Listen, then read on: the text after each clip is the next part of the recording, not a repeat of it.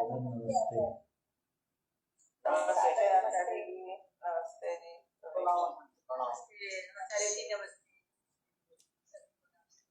मंत्र पाठ। ओम सहना भवतु सहनौ भुनक्तु सह वीर्यं करवावहै तेजस्विनावधीतमस्तु मा विद्विषावहै। ओम शांति शांति शांति।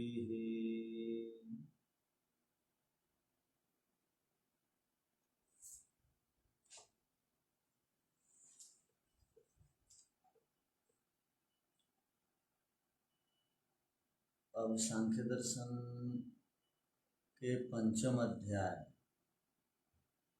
के अंतर्गत अब तक हम लोगों ने 26 सूत्रों तक को देखा है।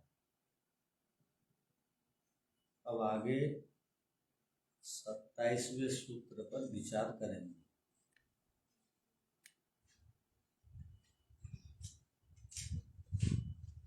तो पीछे के पाठ में से किसी को कुछ पूछना है?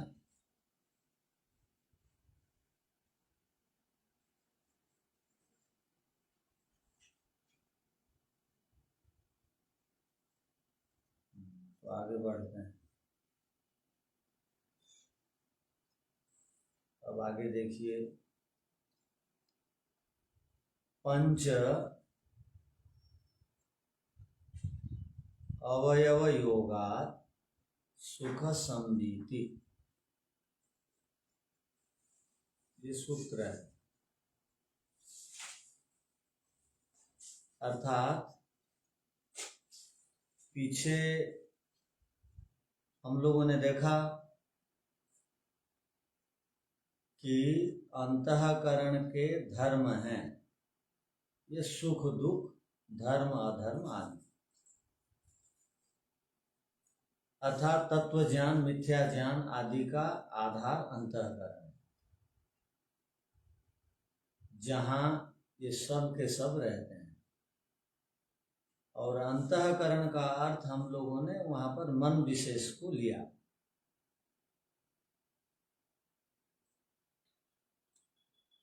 तो अब कहा जा रहा है कि जो विवेक को प्राप्त करना चाहता है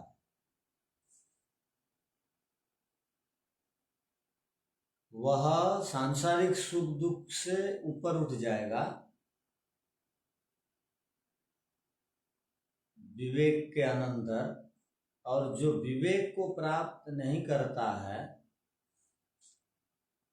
उसका संबंध धर्म अधर्म से निरंतर रहेगा। कब तक रहेगा? जब तक मन टूट फूट न जाए। मन है तो उसके अंदर वो जो कर्माशय हैं, वो कर्माशय उसको सुख दुख निरंतर देंगे, सदा सदा के लिए देंगे। प्रलय काल को छोड़ने के बाद बाकी जो सृष्टि का काल है, ईश्वर का दिन है, उसमें वो सुखी दुखी होते रहेगा। अत्यंत बाध सुख दुख का नहीं होता है। ये पीछे का प्रकरण है। तो जब सुख की बात चल ही रही है और धर्म की बात चल ही रही है, तो वहां एक प्रश्न आया। क्या आया? ये जो आत्मा सुख की अनुभूति करता है, ये जो सुख की अनुभूति होती है, मन के अंदर सुख रहता है और उसकी अनुभूति आत्मा चेतन होने से करता है।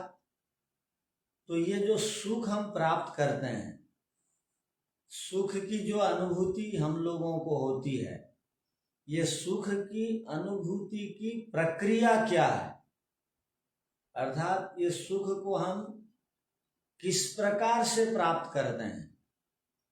हम जो सुखी दुखी होते हैं, अब केवल सुख शब्द आया, सुख के विषय में पढ़ रहे हैं। जिस सूत्र को हम पढ़ रहे हैं वो सूत्र है पंचावयव योगा सुख संवीति। सुख की संवीति, संवीति का अर्थ होता है अनुभूति और सुख का अर्थ होता है सुख। जो सुख की अनुभूति होती है उसके पीछे माध्यम कौन है, सुख को प्राप्त कराने वाला कौन है। तो कहा पंच अवयव योगा, 5 अवयवों के योग से, मिलने से, संबंध होने से। 5 अवयव का अर्थ होता है 5 ज्ञानेंद्रियों के विषयों के साथ जुड़ने से। तो 5 ज्ञानेंद्रियां विषयों के साथ जुड़ती हैं, उससे सुख की अनुभूति होती है। तो सुख प्राप्ति में 5 ज्ञानेंद्रियां भी कारण है, सुख प्राप्ति में शरीर भी कारण है, सुख प्राप्ति के माध्यम मन भी है, सुख प्राप्ति का माध्यम बुद्धि आदि भी है, और सुख प्राप्ति में माध्यम पंच अवयव भी है। एक ही माध्यम नहीं है, एक ही माध्यम से हम सुखी होते हो ऐसी बात नहीं, किंतु यहाँ पर एक निर्णय दिया गया, विशेष करके हम जो सुखी होने की जो अनुभूति करते हैं उसमें 5 इंद्रियां कारण बनती हैं और 5 अवयव कारण बनते हैं।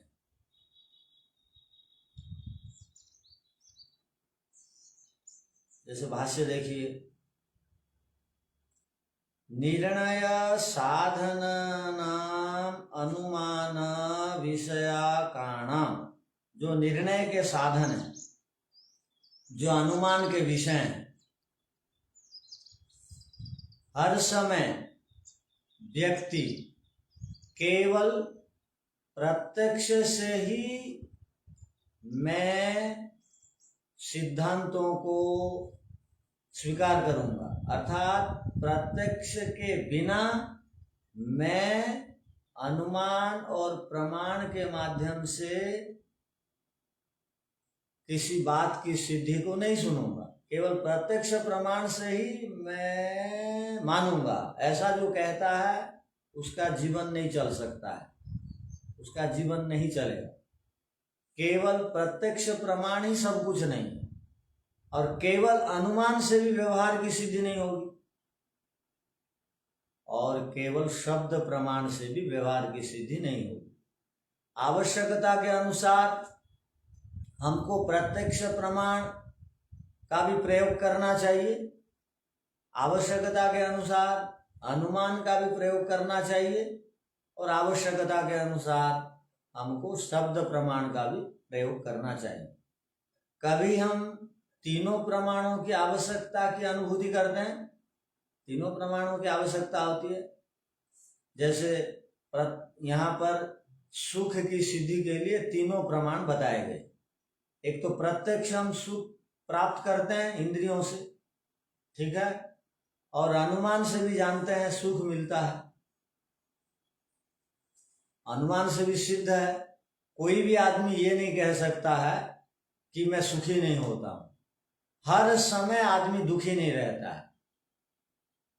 एक सिक्के के 2 पहलू हैं, सुख दुख। जीवन के 2 पहलू हैं, 2 आधार हैं। यदि किसी ने जीवन को धारण किया हुआ है, जीवन जी रहा है, तो सदा सुखी और सदा दुखी कोई भी नहीं। और ऐसा कोई भी आदमी नहीं बोल सकता है कि मैं सुख की अनुभूति नहीं करता। कोई करता है, जरूर करता है, और सुख की अनुभूति सबको होती है। मिठाई खाने से सुख की अनुभूति होती है, सम्मान मिलने से सुख की अनुभूति होती है, प्रशंसा कोई करता है तो सुख की अनुभूति होती है, अच्छे कपड़े पहनने से सुख की अनुभूति होती है, पुरस्कार मिलने से सुख की अनुभूति होती है, और समाज में प्रतिष्ठा या हर समय आगे रहने पर लोग आकर के हमको पूछताछ करने पर और सम्माननीय पद पर रहने पर सुख की अनुभूति होती है। अब वो सुख दुख मिश्रित है, वो चर्चा हम नहीं कर रहे, किंतु सुख की तो अनुभूति होती है, कुछ काल के लिए होती ही है, कोई भी उसका निषेध नहीं कर सकता, उसको मना नहीं कर सकता। तो सुख की अनुभूति होती है। सुख की अनुभूति आप अनुमान प्रमाण से भी कर सकते हैं, सुख की अनुभूति आप प्रत्यक्ष प्रमाण से भी कर सकते हैं, और सुख की अनुभूति आप शब्द प्रमाण से भी, धर्मात् सुखम कहा गया है, धर्म से सुख मिलता है, ये शब्द प्रमाण। अनुमान प्रमाण से हम सुख की अनुभूति अब करेंगे, और प्रत्यक्ष तो आप लोगों ने, सब लोगों ने किया ही है सुख की अनुभूति प्रत्यक्ष। आप मिठाई खा के देखें, अब आपको प्यास लग रही है, बहुत अधिक प्यास लग रही है, जब आप ठंडा पानी लेते हैं घड़े आदि का, तो आपको सुख की अनुभूति होती है। भूख लग रही है, भोजन करने से सुख की अनुभूति। आपको किसी सांसारिक पदार्थ की कामना है, इच्छा है, मिल जाने से सुख की अनुभूति होती है। तो सुख तो है, तो कहा यहाँ पर सुख है, तो उसकी अनुभूति किस प्रकार हो, पूछा गया। तो मुख्य बातें यहाँ पर बताई गई। एक तो हमारे कुछ विद्वानों ने यहाँ पर 5 अवयवों का अर्थ जो है 5 ज्ञानेंद्रियों को लिया, और यहाँ ब्रह्ममुनि जी ने 5 अवयव का अर्थ, वो न्याय दर्शन जो कि अनुमान प्रमाण का आधारभूत ग्रंथ है, और अनुमान से हमको यदि सिद्धि तक पहुंचनी है, उपलब्धि तक पहुंचनी है, अनुमान से यदि निर्णय के तट पर यदि हमको पहुंचना होता है, अनुमान प्रमाण से निर्णय के तट पर पहुंचने की यदि आप आवश्यकता अनुभव करते हैं, तो आपको और हम सबको 5 अवयवों के विषय में जानना पड़ेगा। तो 5 अवयवों से भी हम सिद्धि को प्राप्त करते हैं, अर्थात हम वस्तुओं की सिद्धि करने में सक्षम हो जाते हैं। तो वस्तु की सिद्धि में 5 अवयवों की आवश्यकता होती है, कहने का अभिप्राय। तो 5 अवयव में प्रतिज्ञा प्रथम अवयव का नाम है। जैसे हम लोग सुनते हैं बार बार कि शब्द अनित्य है, ये हम सुनते हैं, शब्द उत्पन्न होता है, व्याकरण की दृष्टि से शब्द नित्य है, और दर्शन की दृष्टि से शब्द अनित्य है। अब शब्द निकला, और निकलने के बाद उसका उच्चारण हो गया, हो जाने के बाद वो उच्चारण होने के बाद आपके कान तक वो पहुंचा और वो नष्ट हो गया। अब उसी शब्द को अगर दोबारा बोलना है तो उसको दोबारा बोलना पड़ेगा, वो बार बार आपके कानों में गुंजित नहीं होगा वो शब्द। हाँ, हम मन से अनुभव करते हैं, सुखी दुखी होते रहते हैं, उसने मुझे ऐसा कहा, इस प्रकार के मेरे लिए उन्होंने शब्दों का प्रयोग किया, बोलते हैं, किंतु जो प्रयोग किया गया शब्द था वो उत्पन्न हुआ और नष्ट हो गया। तो प्रतिज्ञा में क्या बनेगा, शब्द अनित्य है बनेगा। जो भी अनित्य होता है उसको सिद्ध करने के लिए हेतु देना पड़ता है, कारण बताना पड़ता है। तो शब्द अनित्य है, आप क्या कारण देंगे, क्या हेतु देंगे? तो आप बोलेंगे उत्पन्न धर्म वाला होने से शब्द जो है वो अनित्य है। इसका अर्थ क्या हो गया, जो भी उत्पन्न होता है वो अनित्य पदार्थ होता है, क्योंकि वो नित्य नहीं रहता है। जो भी उत्पन्न होता है वो समाप्त होता है। ये इसको बोलते हैं समव्याप्ति। जो पदार्थ उत्पन्न होते हैं वो नाश को प्राप्त होते हैं। केवल समव्याप्ति के आधार से हम लोग नहीं चल सकते हैं, अनुमान प्रमाण को सिद्ध नहीं कर सकते हैं। अनुमान प्रमाण के लिए विषम व्याप्ति की आवश्यकता होती है, अर्थात दोनों कारण बन जाएंगे तो अनुमान प्रमाण में हम तह तक नहीं पहुंच पाएंगे। एक सदा कारण बनेगा, एक सदा कार्य बनेगा, तब अनुमान प्रमाण के तह तक हम जाते हैं। आप बात को समझने के लिए प्रयत्न करिए।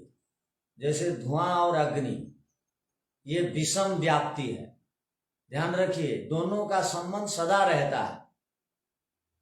अब यहां पर कारण कौन है, आप में से कौन बताएंगे? धुआं और अग्नि में कारण पदार्थ कौन है? अग्नि का कारण है, धुआं का कार्य है। ठीक बात, बहुत जल्दी बोले। और यहाँ पर बोलेंगे कि शब्द अनित्य है और उत्पत्ति धर्म वाला होने से हमने हेतु दिया। तो यहाँ पर कार्य कारण कौन है?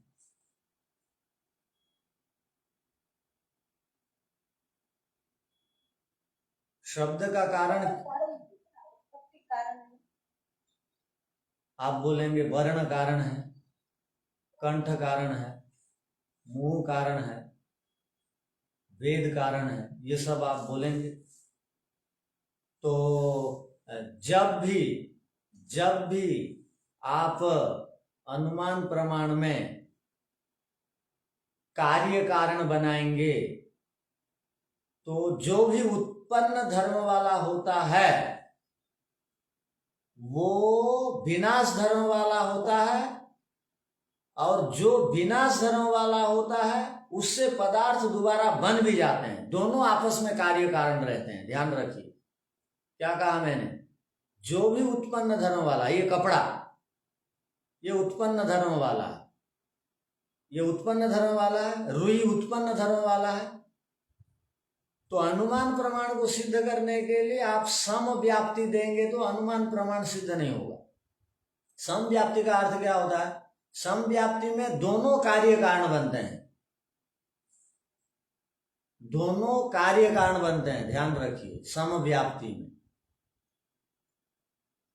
जैसे रुई कारण भी है और रुई कार्य भी है, कपड़ा कार्य भी है, कपड़ा कारण भी है, कपड़ा कारण भी है और कार्य भी है। ये समाप्त भी होता है, दोबारा उस समाप्त हुए कपड़े से दोबारा कार्य पदार्थ भी बनते हैं। आपने योग दर्शन में पढ़ा ही है, जो भी पदार्थ हैं जड़ से चेतन बनता है, चेतन से जड़ बनता है। स्थावराणाम जंगमेषु जंगमानम स्थावरेषु, इसको आप समझते हैं? स्थावर से जंगम बनते हैं, जंगम से स्थावर बनते हैं। इसका अर्थ क्या है? आप में से कोई जानता है?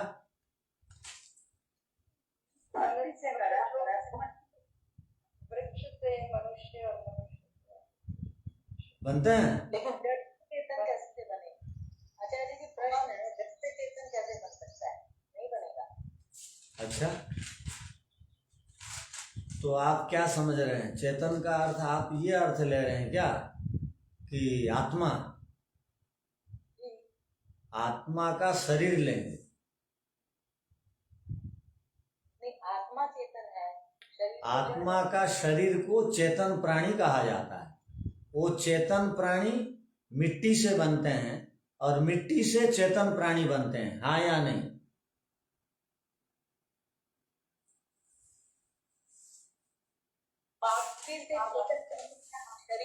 नहीं, एक बोलिए।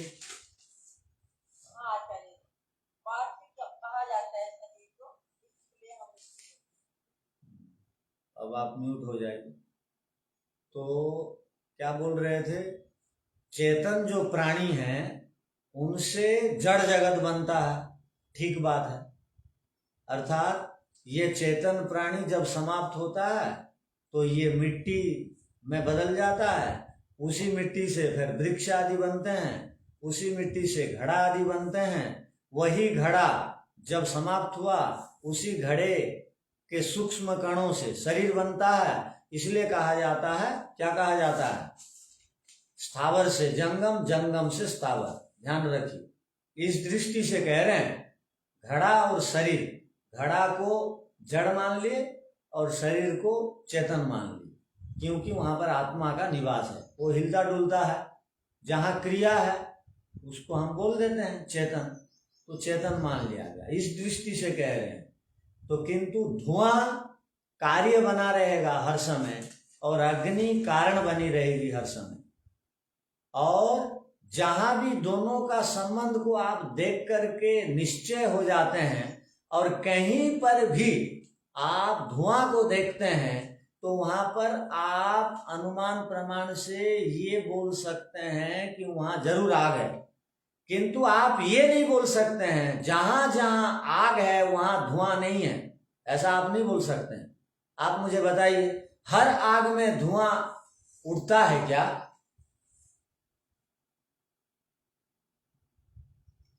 जी उठता है तो हर आग में? नहीं। सोच के बोलिए। हाँ, जहां जहां अग्नि वहां वहां धुआं, आप ऐसे अनुमान नहीं कर सकते हैं, ऐसे कारण कार्य नहीं बना सकते, कार्य कारण। आप विषम व्याप्ति बनाएंगे। विषम व्याप्ति का अर्थ क्या है? धुआं कार्य और अग्नि कारण। अब जहां जहां धुआं है आप बोल सकते हैं जरूर अग्नि है। इन दोनों का अटल संबंध है, कार्य कारण। तो ये विषम व्याप्ति से अनुमान प्रमाण को हम सिद्ध करते हैं, सम व्याप्ति से नहीं। सम व्याप्ति से सिद्ध नहीं कर पाएंगे। तो हम जो विचार कर रहे हैं, शब्द अनित्य है, हेतु क्या दिया गया? उत्पन्न धर्म वाला होने से। ध्यान रखिए, आप हेतु और उदाहरण को देना नहीं जानेंगे तो पंच अवयव आप सिद्ध कभी भी नहीं कर सकते हैं। हेतु और उदाहरण को देने के लिए बहुत सीखना पड़ता है। उसके बाद हेतु को सिद्ध करने के लिए उदाहरण वैसा होना चाहिए, बलिष्ठ। अब मुझे ये बताइए, उत्पन्न धर्म वाला होने से शब्द अनित्य है, इसको सिद्ध करने के लिए कोई एक दृष्टांत दीजिए तो। किसके समान उत्पन्न होता है? शब्द किसके समान उत्पन्न होता है? धुएं के समान। अग्नि से धुआं उत्पन्न हुआ, वो नष्ट हो गया। ठीक उदाहरण दीजिए। यही तो बोला, उदाहरण अगर गड़बड़ देंगे तो अनुमान प्रमाण के आधार से निर्णय में हम पहुंच नहीं सकते हैं। एक बहुत बड़ा उदाहरण है घड़ा। घड़ा को ले लीजिए उदाहरण में। घड़ा उत्पन्न होता है, नष्ट होता है। हमने कहा शब्द अनित्य है, हमको हेतु देना पड़ा उत्पन्न धर्म वाला होने से, हमको उदाहरण देना पड़ा उत्पन्न धर्म वाला कौन है? तो हम लोगों ने कहा उत्पन्न धर्म वाला घड़ा है।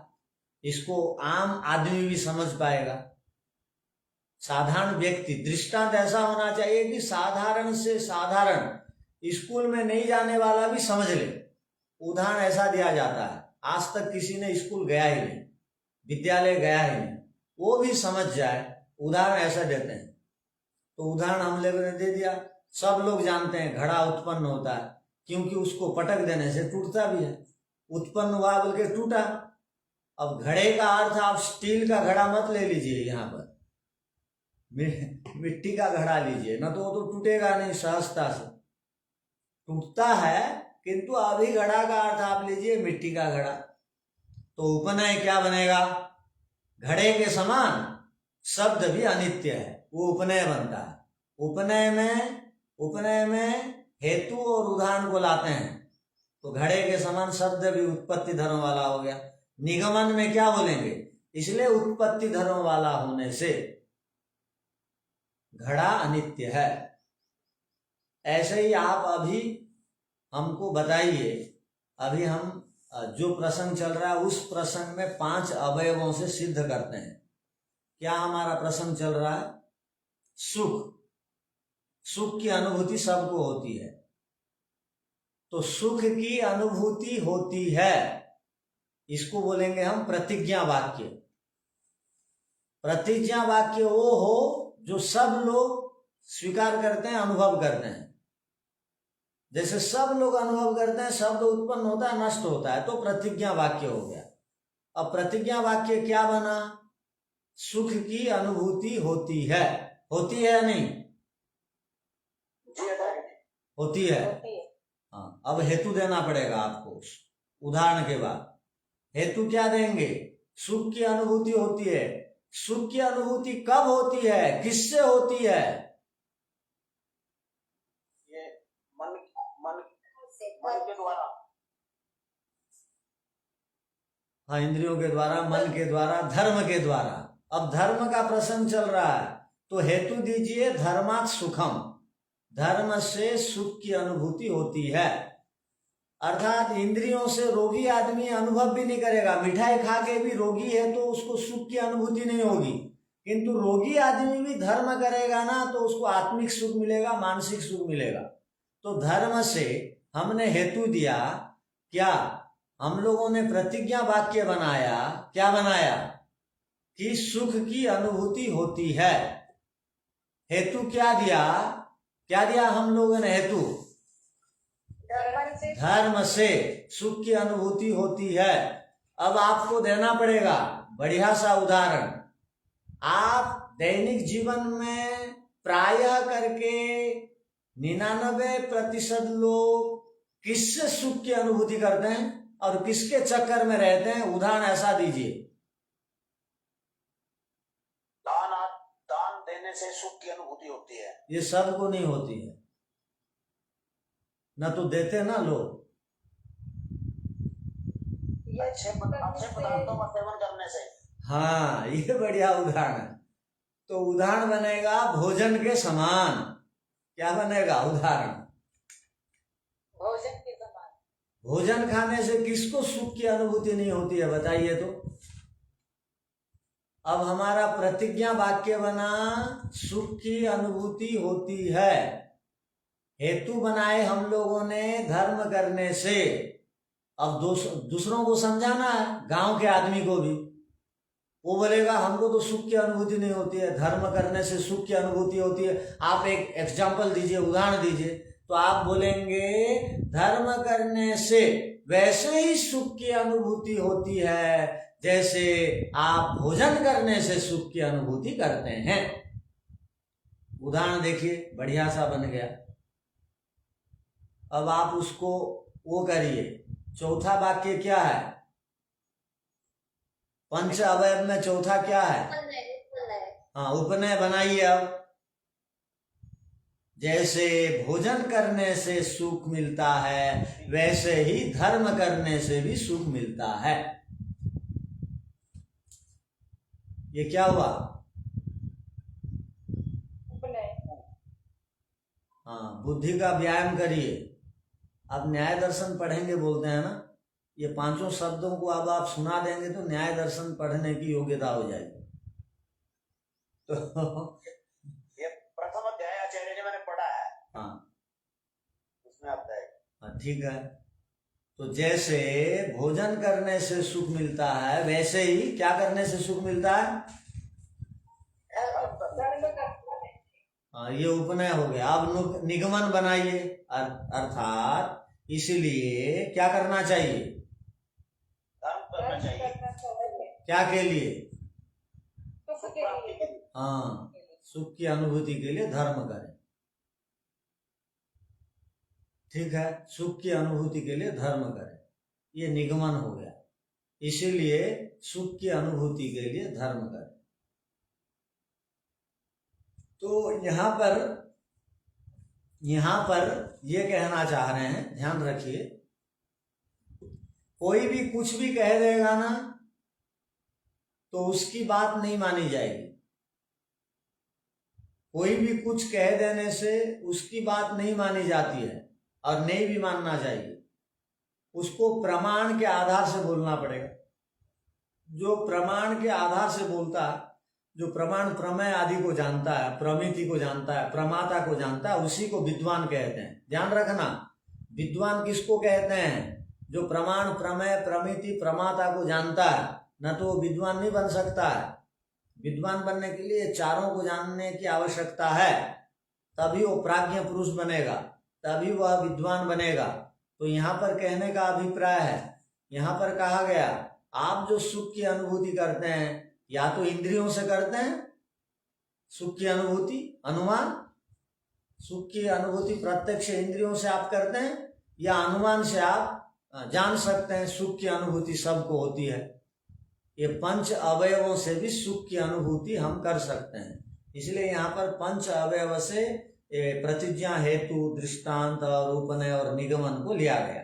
तो यहाँ क्या कहा जा रहा है भाष्य में देखिए, निर्णय साधनानाम अनुमान विषयकाणाम पंच अवयवानाम योगात, पांच अवयवों के योग से, अवयव को अब खोला, क्या योग माने संबंध से, क्या तो कहा प्रतिज्ञा, हेतु, दृष्टांत, उपनय, निगमनानाम प्रवर्तनात्, प्रवर्तन करने से अर्थात उसको प्रयोग करना आने से, उसको लगाने से, खलु भवती सुख संविति, सुख की अनुभूति होती है। सुख संविति का अर्थ सुख की अनुभूति, संविति का अर्थ अनुभव करना, सम माने बढ़िया, विधि माने जानना, सुखानुभूति। यथा सुख संवित्तिर धर्म फलम, जैसे सुख की अनुभूति ये धर्म का फल है, तथा दुख संवित्ति अधर्म फलम अपि, इसी प्रकार जो दुख की अनुभूति हम करते हैं आत्मा से वो अधर्म का फल है।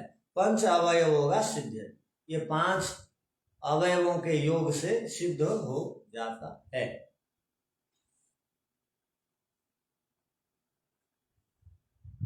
दुख की अनुभूति होती है, हेतु क्या देंगे?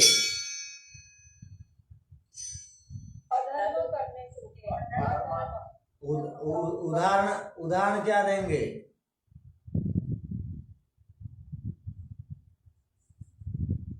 जैसे चोट लगने से नहीं तो कॉन्फिडेंस से। ठीक तो कॉन्फिडेंस से। और अपने नरेश जी ने क्या कहा? चोट लगने से जैसे दुख। हाँ ठीक है, चोट लगने से, चोरी करने से वो भय, लज्जा आदि सब उत्पन्न हो जाते हैं। तो उसी प्रकार आप उपनय निगमन बना सकते हैं। अब हर वाक्य को इस प्रकार आप बना सकते हैं। चोट लगने से अधर्म कैसे होगा? अधर्म कैसे नहीं, होगा? उदाहरण का एक ही भाग को लेंगे। जैसे चोट लगने से दर्द होता है ना, हाँ, वैसे ही अधर्म करने से भी होता है। जैसे भोजन करने से आपको सुख मिलता है ना, वैसे ही धर्म करने से मिलता है। तो आप, हाँ जी, ये तो शरीर धर्म है ना, भोजन करना। अब चोट कहाँ, आत्मा में थोड़ी लगती है। नहीं, चोट हमारा असावधान है। हाँ तो कहाँ लगती है चोट? शरीर। बस, भोजन कहाँ लगता है?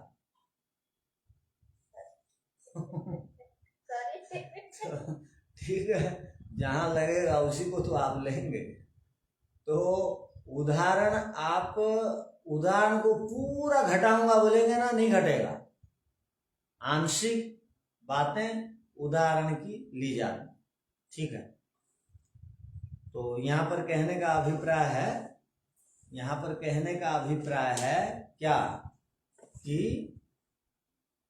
माने हम पांच इंद्रियों से सुख को प्राप्त करते हैं, अर्थात सुख की अनुभूति करते हैं, या हम पंच अवयवों से भी सुख को अनुभव कर सकते हैं। तो अब आप लिखिए सूत्र का अर्थ।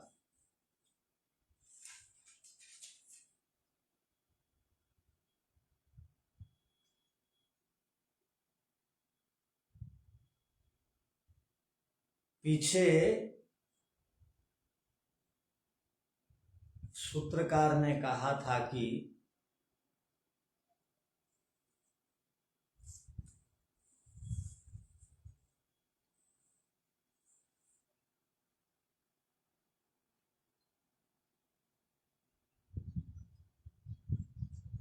विवेक के बिना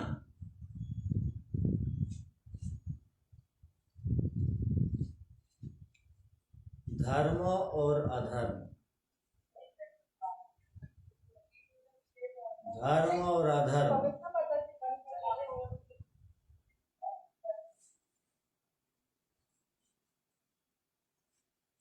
और दुख इसका अत्यंत अभाव नहीं होता, इनका अत्यंत अभाव नहीं होगा।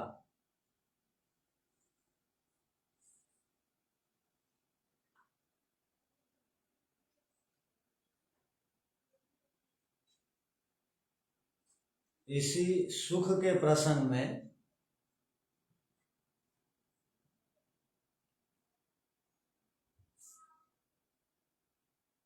प्रश्नकर्ता ने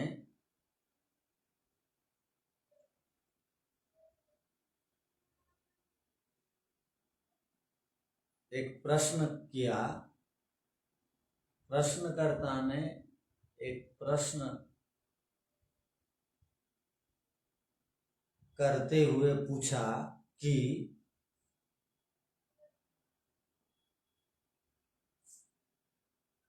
ये जो सुख की अनुभूति होती है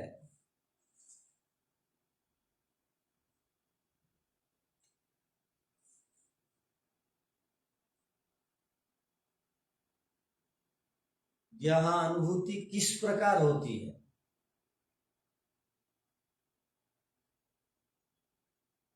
अर्थात किस माध्यम से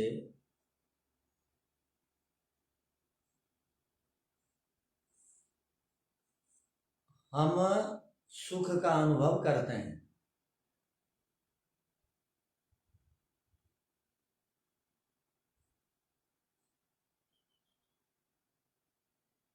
या सुख की अनुभूति की प्रक्रिया क्या है।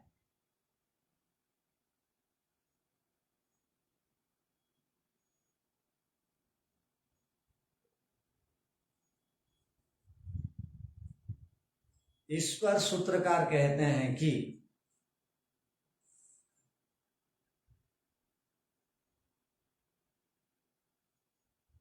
पांच अवयवों के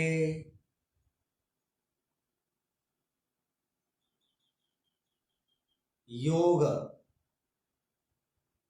बराबर संबंध बराबर माध्यम से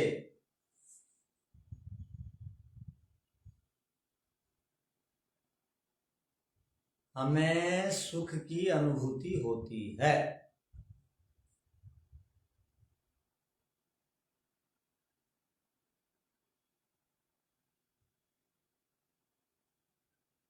यहां पांच अवयवों से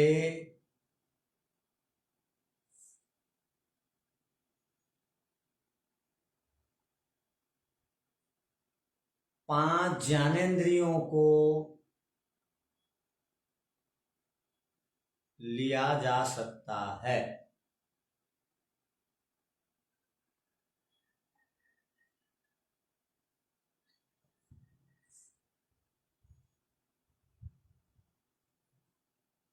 हम जो सुख की अनुभूति करते हैं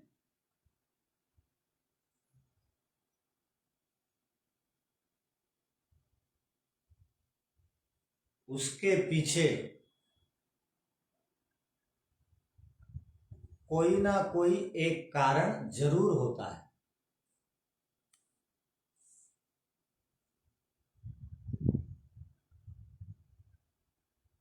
और उस सुख की प्राप्ति कराने में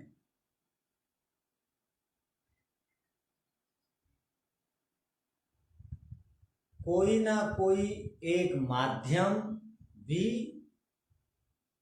अवश्य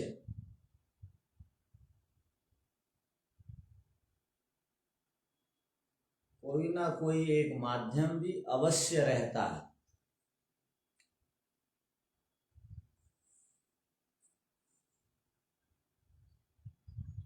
यहां सूत्रकार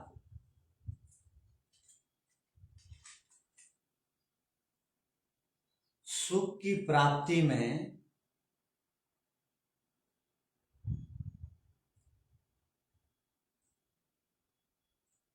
पांच ज्ञानेंद्रियों को बताया।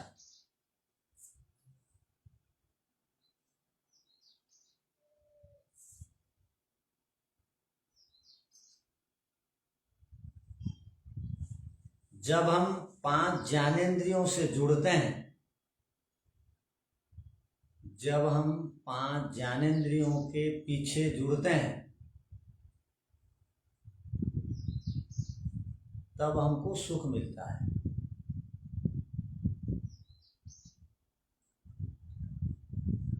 ये एक अर्थ है इस सूत्र का।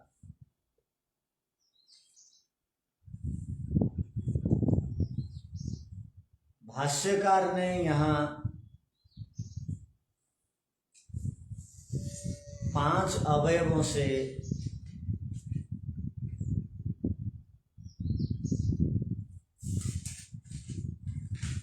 न्याय दर्शन के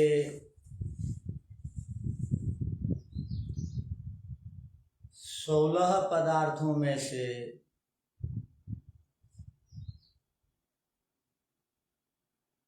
जो एक पदार्थ पंच अवयव है,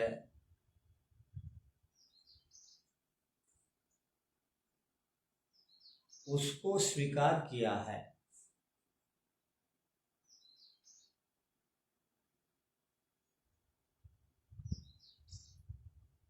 अर्थात भाष्यकार के अनुसार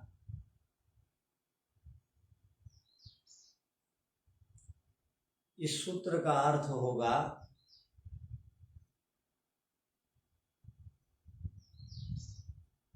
प्रतिज्ञा, हेतु,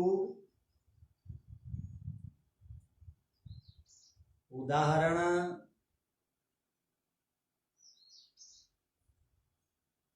उपनय और निगमन, इनको पंच अवयव कहा जाता है।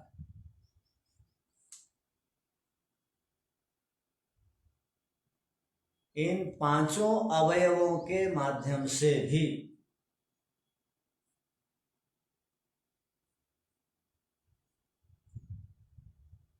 सुख की अनुभूति की जा सकती है।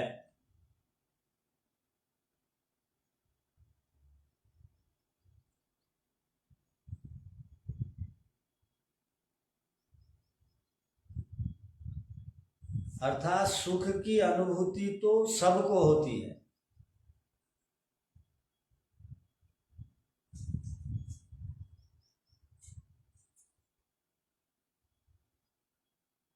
वे चाहे इंद्रियों से अनुभूति करें, वे चाहे 5 ज्ञानेंद्रियों से अनुभूति करें,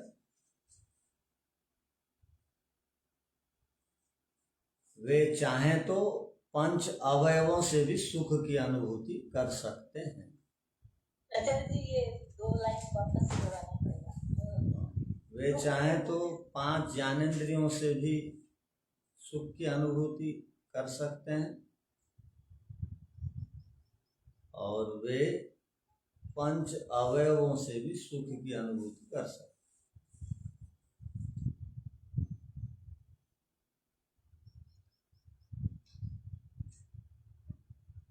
अर्थात ये स्वयं सुख नहीं है, ये सुख की अनुभूति कराते हैं।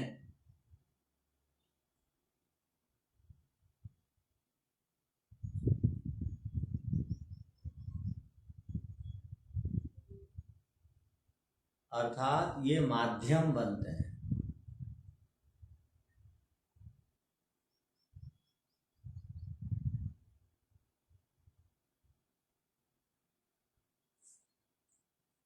ठीक है। हाँ, तो आगे और भी महत्वपूर्ण सूत्र आएंगे। आचार्य जी इसके जो आपने उदाहरण दिए थे, प्रतिज्ञा, हेतु आदि, ये जो 5, वो एक पांचों दिखा दीजिए ना एक बार। आप क्या वो सुन करके नहीं लिख सकती हैं क्या? लिख तो सकते हैं दोबारा से। माता जी मैंने लिख दिया है, मैं भेजती हूँ आपको। ठीक है आचार्य, ठीक है, धन्यवाद। ठीक है। चलो। ओम शांति शांति शांति। सबको सादर नमस्ते। Atau nomor baca. Sama manusia berlangsung.